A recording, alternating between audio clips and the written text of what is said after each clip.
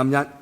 同埋今日咧，我都聽到好多人講話有咗呢條條例咧，警察就隨時可以咧喺條街度咧叫人咧係將個電話攞出嚟，俾個密碼佢，咁咪冇晒私隱咯。呢個係錯嘅，亦都係嚇你嘅，係誤導你嘅。首先，警務人員咧係必須要基於國家安全嘅原因，要用誓章去法院申請手令。我哋警務人員咧係要做個誓章，入邊咧有足夠嘅理由咧去說服嗰個法庭、個法院、個法官咧去出一個手令俾我哋，咁啊先至可以咧係完成到即係攞呢個手令去做嘅。咁頭先我都舉個例子啦，就係話其實我哋嗰個法庭俾個手令我，就係要我攞嗰個電子產品入邊嘅資料啊嘛。